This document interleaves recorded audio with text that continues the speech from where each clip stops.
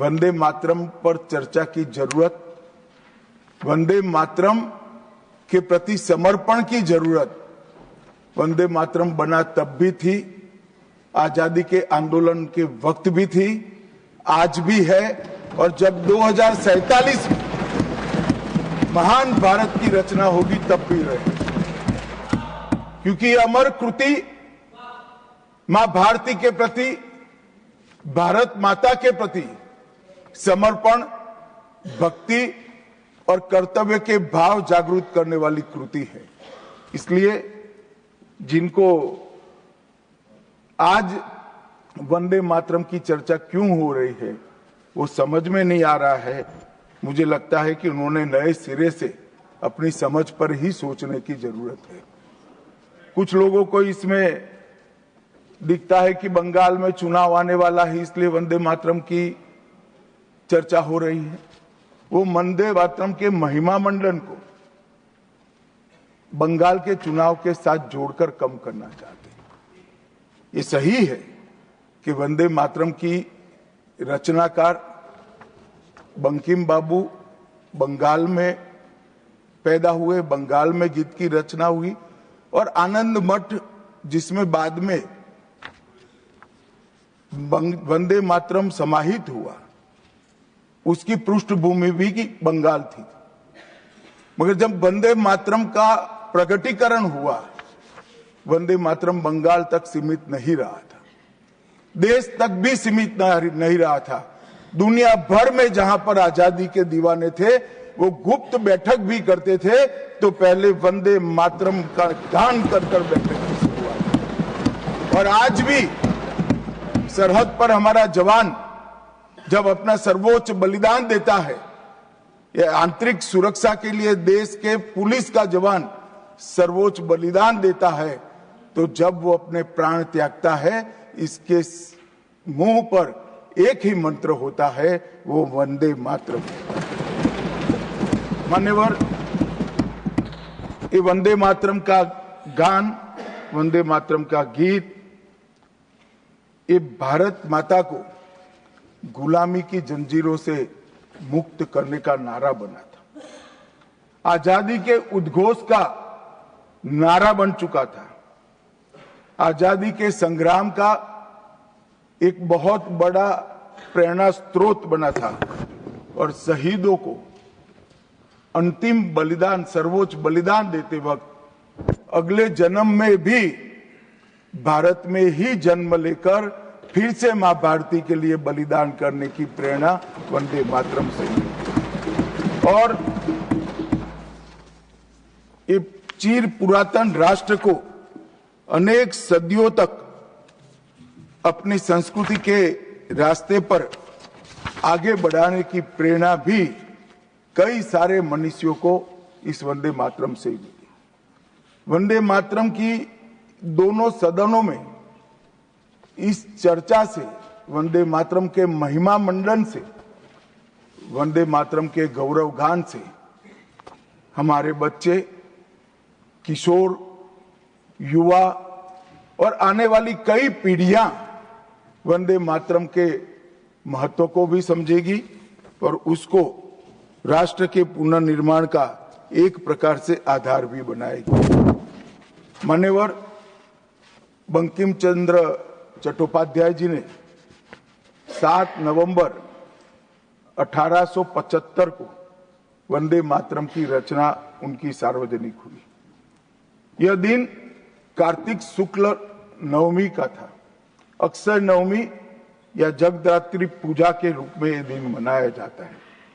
और जब रचना की तब शुरू में कुछ लोगों को लगा कि एक उत्कृष्ट साहित्यिक कृति है, परंतु देखते देखते देखते वंदे मातरम का एक गीत देशभक्ति, त्याग और राष्ट्रीय चेतना का प्रतीक बन गया, जिसने हमारे आजादी के आंदोलन का रास्ता प्रशस्त किया।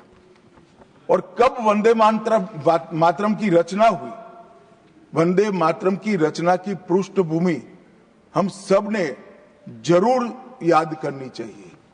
उसकी पृष्ठभूमि में सदियों तक इस्लामिक आक्रमण को झेल कर इस देश की संस्कृति और इस देश का इतिहास झंझोड़ने का काम, शीर्ण वीर्ण करने का काम हुआ था। उसके बाद अंग्रेजों ने अपने शासन के काल में, भारत के गुलामी के काल में एक नई सभ्यता, एक नई संस्कृति हमें थोपने का प्रयास किया था।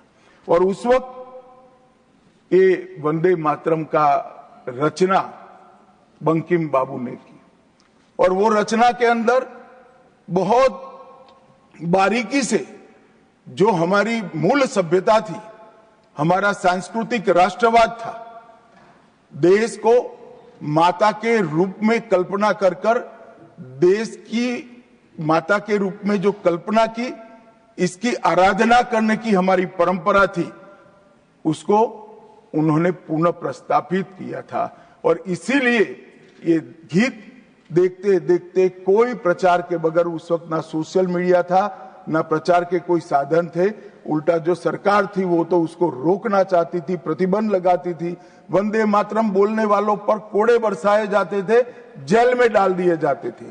फिर भी वो सारे प्रतिबंधों को पार कर कर हर एक व्यक्ति के मन को भी छुआ, आत्मा को भी छुआ, और अनेक प्रताड़नाएं झेलते हुए भी वंदे मातरम कश्मीर से कन्याकुमारी तक फैल गया।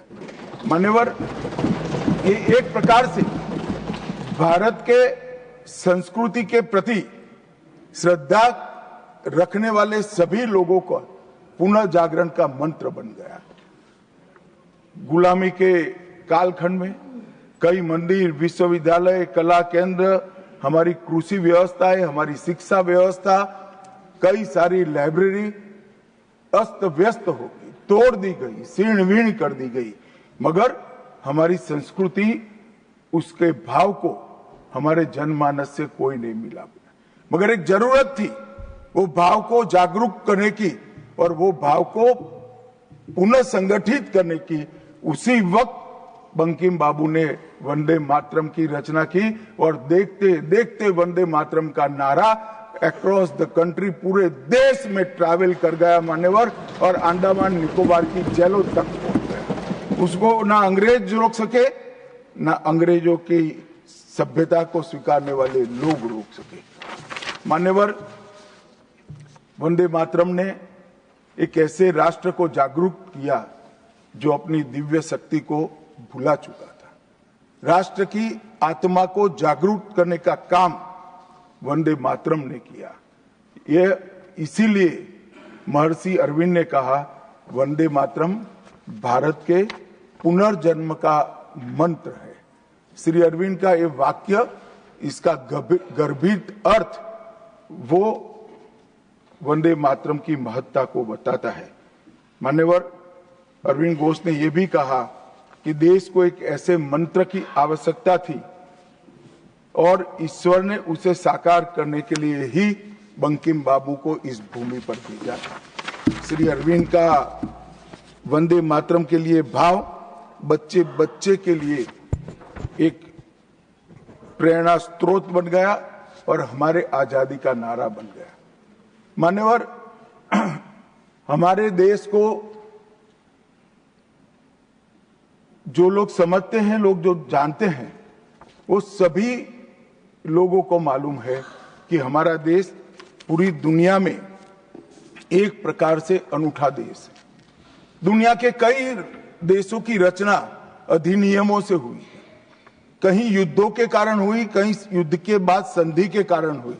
भारत एकमात्र ऐसा देश है जिसकी सीमाएं कोई अधिनियम से तय नहीं की है। हमारे देश की सीमाएं हमारी संस्कृति ने तय की है और संस्कृति ने इस भारत को जोड़ कर रखा है। और इसीलिए सांस्कृतिक राष्ट्रवाद का जो कंसेप्ट था, उस सांस्कृतिक राष्ट्रवाद के कंसेप्ट को, सांस्कृतिक राष्ट्रवाद के विचार को सबसे पहले गुलामी के कालखंड में जागरूक करने का काम बंकिम चंद्र चट्टोपाध्याय जी ने किया। हम पूरे देश को एक बार फिर से देखें तो हमें मालूम पड़ेगा कि हमारे देश को जोड़ने वाला मंत्र हमारी संस्कृति है। हमारे देश को जोड़ने वाली, एक रखने वाला मंत्र हमारी संस्कृति है। और इसी के कारण वंदे मातरम का जो उद्घोष हुआ, उसने सांस्कृतिक राष्ट्रवाद के सिद्धांत को पहली बार एस्टैब्लिश करने का काम किया। जब अंग्रेजों ने वंदे मातरम पर कई सारे प्रतिबंध लगाए, तब बंकिम बाबू ने एक पत्र में लिखा था, मुझे कोई आपत्ति नहीं है, मेरे सभी साहित्य को गंगा जी में बहा दिया जाए। यह मंत्र वंदे मातरम अनंत काल तक जीवित रहेगा। यह एक महान गान होगा और लोगों के हृदय को जीत लेगा और भारत के पुनर्निर्माण का यह मंत्र बनेगा। आज हम देख रहे हैं कि बंकिम बाबू के वो शब्द सच हुए हैं। भले देर से ही सही, ये पूरा राष्ट्र आज सांस्कृतिक राष्ट्रवाद की परिकल्पना को स्वीकार कर आगे बढ़ रहा है। और मान्यवर, हम सब जो भारत माता की संतानें हैं, वो मानते हैं कि ये देश कोई जमीन का टुकड़ा नहीं है, वो उसको हम माँ के रूप में देखते हैं और उसका भक्ति गान भी करते हैं, और वो भक्ति गान की अभिव्यक्ति ही वंदे मातरम है। मान्यवर, आज मैं सदन में जब ये चर्चा हो रही है तब बताना चाहता हूं, वंदे मातरम की रचना में हमारे जीवन में देश की, भारत माता की कल्पना का जो योगदान है, उसको बहुत अच्छे तरीके से भावना के साथ वर्णन किया है। जल, फल और समृद्धि तीनों की दायिनी भारत माता को बताया गया। शोभित पुष्पों से मन को प्रफुल्लित करने वाली भी भारत माता को बताया गया। सरस्वती, लक्ष्मी, दुर्गा, ये तीनों का जो स्वरूप है वो भारत माता है। एक प्रकार से हमारा समृद्धि, हमारी सुरक्षा, हमारा ज्ञान, हमारा विज्ञान, ये सब भारत माँ की ही कृपा है और उसकी आराधना से ही प्राप्त हो सकता है।